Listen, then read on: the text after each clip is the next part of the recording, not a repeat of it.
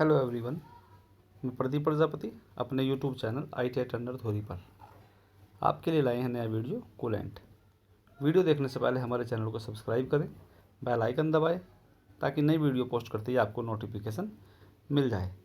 आज का हमारा टॉपिक है कूलेंट।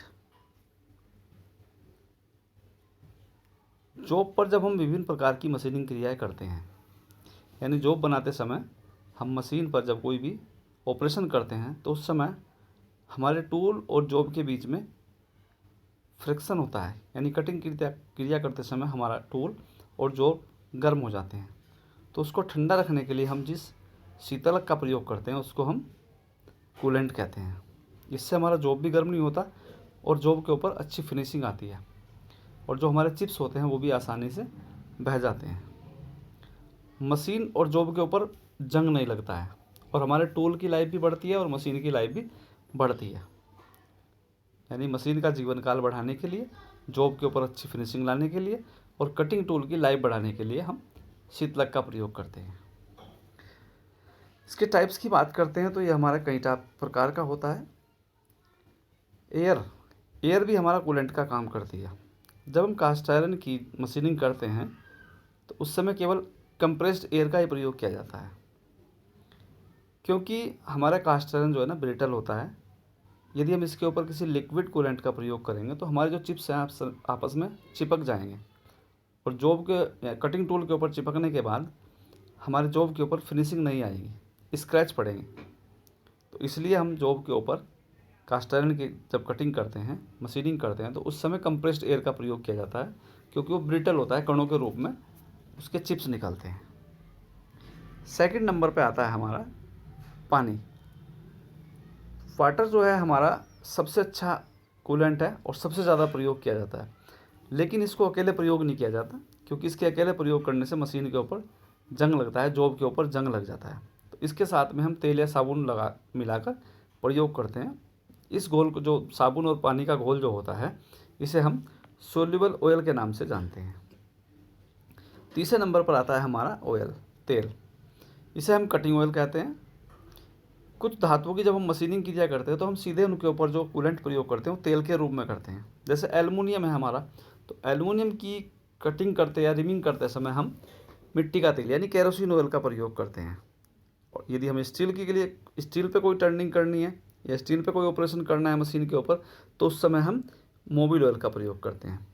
लेकिन कास्ट आयरन की मशीनिंग के लिए, कास्ट आयरन जो होता है हमारा, उसकी मशीनिंग के लिए कोई भी लिक्विड कूलेंट प्रयोग नहीं किया जाता, वहाँ पर कंप्रेस्ड एयर का प्रयोग किया जाता है। नेक्स्ट है हमारा कटिंग फ्लूइड। हमारा जो कास्टिक सोडा होता है, साबुन होता है, तेल और पानी, इन चारों को हम जब मिला देते हैं तो उसको हम कटिंग फ्लूइड या सोल्यूबल ऑयल बोलते हैं। इसके प्रयोग करने से मशीन का जीवन काल बढ़ता है। मशीन पर कार्य करते समय जो हमारे जॉब की फिनिशिंग होती है बहुत अच्छी आती है। इसके प्रयोग से ना तो इस मशीन पर जंग लगता है और ना ही हमारे जॉब के ऊपर जंग लगता है। जब इन सब चीज़ों का हम मिश्रण कर लेते हैं तो उसका रंग होता है वो दूधिया हो जाता है।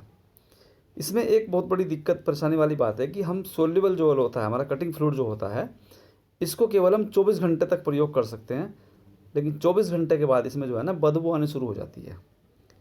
इसको दोबारा प्रयोग नहीं किया जा सकता, केवल 24 घंटे के अंदर ही हम इसका प्रयोग कर सकते हैं। इसके प्रयोग करने से हमारे चिप्स आसानी से बह जाते हैं, चिप्स आपस में नहीं जुड़ते हैं और मशीन की जो हमारी होती है जंग नहीं लगता है उसके ऊपर, और ना ही हमारा जॉब के ऊपर जंग लगता है। नेक्स्ट आता है हमारा रासायनिक कटिंग फ्लूइड।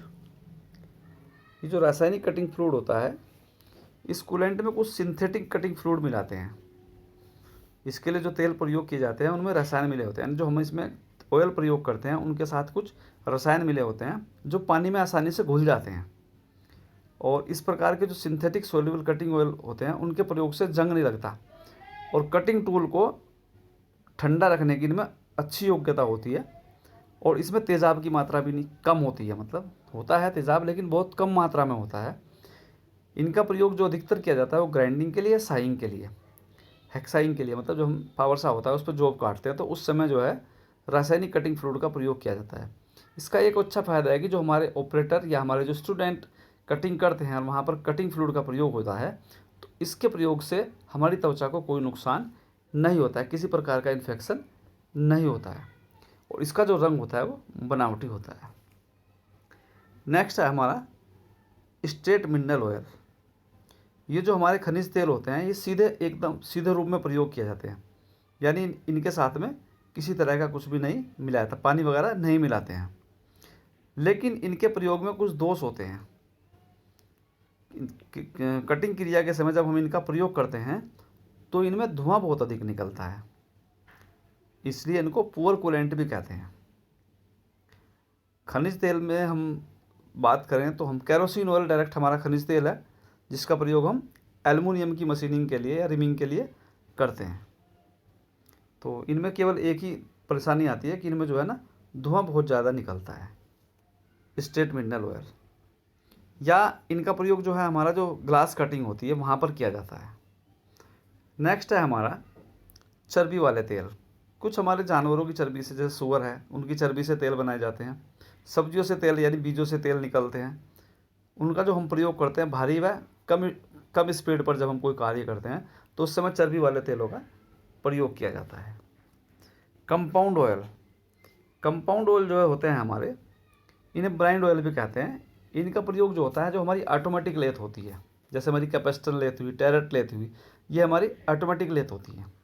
तो वहाँ पर हम प्रोडक्शन में काम लिया जाता है तो ऑटोमेटिक पंप द्वारा कूलेंट की आवश्यकता पड़ती है, जल्दी जल्दी काम होता है तो कूलेंट की बहुत ज़्यादा आवश्यकता पड़ती है। हमारे जो फैटी ऑयल होते हैं उनकी अपेक्षा ये अधिक सस्ते होते हैं और ये बहने वाले होते हैं, यानी बहने का गुण जो होता है कंपाउंड ऑयल में बहुत अच्छा होता है, इसलिए हम जो हमारी ऑटोमेटिक मशीन होती है कैपेसिटर रोटेटर, वहाँ पर इनका प्रयोग करते हैं। एक अच्छे कटिंग फ्लूइड के अंदर कुछ गुण होने चाहिए। जो हमारी वर्क पीस होती है या मशीन टेबल होती है या हमारा जो जॉब होता है उसके ऊपर जंग नहीं लगना चाहिए, यानी जो हम कटिंग फ्लूइड प्रयोग करेंगे, जो हम कूलेंट प्रयोग करेंगे, उसके प्रयोग करने से हमारे जॉब मशीन के ऊपर जंग नहीं लगना चाहिए। हमारे जो ऑपरेटर काम करते हैं मशीन के ऊपर या हमारे जो स्टूडेंट आईटीआई में पढ़ते हैं, जब वो मशीनों पे काम करते हैं या कटिंग करते हैं पावर सा में, तो उसके प्रयोग से यानी कूलेंट के प्रयोग से इनकी त्वचा को किसी तरह का कोई नुकसान नहीं होना चाहिए। और ये पारदर्शी भी होना चाहिए। पारदर्शी में हमें सबसे अच्छा फ़ायदा ये होता है कि एक तो हमारा कटिंग टूल कहाँ तक कार्य क्रिया करेगा, कटिंग करेगा, तो वो हमें आसानी से पारदर्शी में दिख जाएगा। तो हमें जहाँ तक कटिंग करनी है वो आसानी से हम उसको देख सकते हैं। दूसरा, हमारे जॉब के ऊपर कैसी फिनिशिंग आ रही है, रफ फिनिशिंग आ रही है कि अच्छी फिनिशिंग आ रही है, तो वो हम पारदर्शी में अच्छी तरह देख सकते हैं। दूसरा है कि कटिंग फ्लूइड के अंदर बदबू नहीं आनी चाहिए।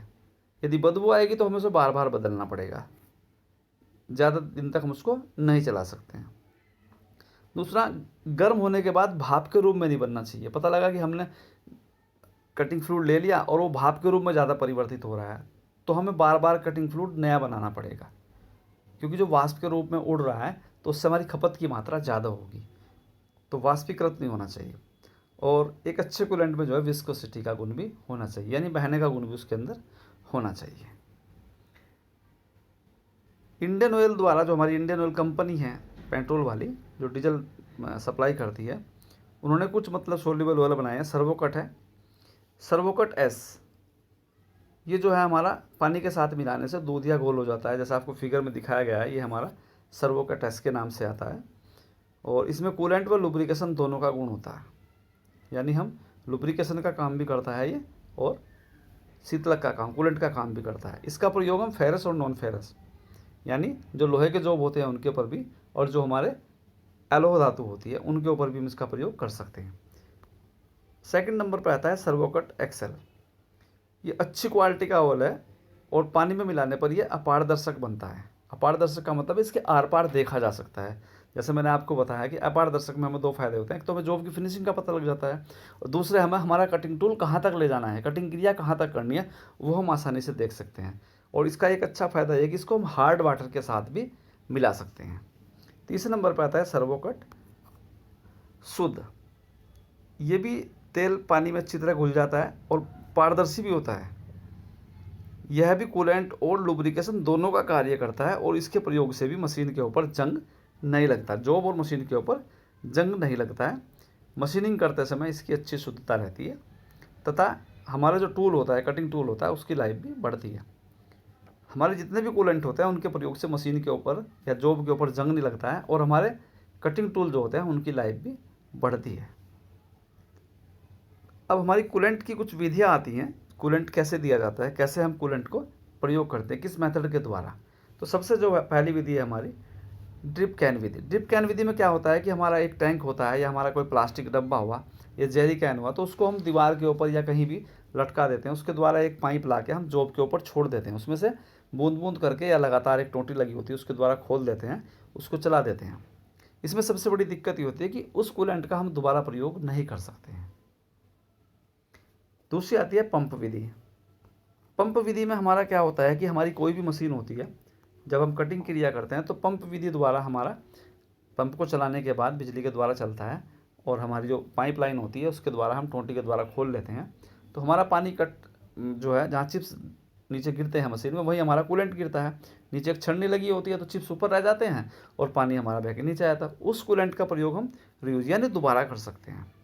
वो उसको टैंक में पहुंच जाता है तो पंप उसको दोबारा वापस फिर वहीं पर भेज देता है। तो पंप विधि में हम कूलेंट का प्रयोग दोबारा भी कर सकते हैं। तीसरी विधि होती है सामूहिक विधि। सामूहिक विधि में क्या होता है कि हमारा एक बहुत बड़ा टैंक बना लिया जाता है जहाँ पर हमारी बहुत सारी मशीनें लगी होती हैं। तो उन सब मशीनों में पाइपलाइन बिछा दी जाती है। जैसे हमारे हॉस्पिटलों में ऑक्सीजन की लाइन प्रत्येक कमरे में होती है, तो पाइप के द्वारा सेम ऐसे ही प्रत्येक मशीनों पर हमारी पाइपलाइन बिछा दी जाती है, जिनके अंदर हमारा कटिंग फ्लूइड चलता रहता है। जिस मशीन पे भी आवश्यकता है उसी के द्वारा हम उसको चला देते हैं, और जिसकी आवश्यकता नहीं वो बंद रहता है। और बहने के बाद एक हमारी जो है ना पाइपलाइन डली होती है या नाली बनी होती है, उसमें से बहने के बाद फिर वापस बड़े टैंक में आ जाता है। वहाँ से फिर पंप द्वारा सब मशीनों में सप्लाई होता रहता है। जैसे आपको फिगर में दिखाया गया है, यहाँ पर ये बहुत सारी मशीन लगी हुई है और ये हमारी पाइपलाइन भी यहाँ पर दिखाई गई है, अलग अलग पाइपलाइन बिछी हुई है। तो इनमें जो है ना एक टैंक के द्वारा, मोटर के द्वारा सप्लाई होती रहती है और वापस फिर हमारा टैंक में आता रहता है। तो ये जो हमारा आज का चैप्टर था, ये जो है कूलेंट शीतलक के ऊपर था। आज का वीडियो आपको कैसा लगा हमें कमेंट बॉक्स में ज़रूर बताएं, ताकि हम आपके लिए और अच्छी नई वीडियो बना सकें। और कमेंट्स बॉक्स में आप हमें अपने सुझाव भी दें। All the best, thanks.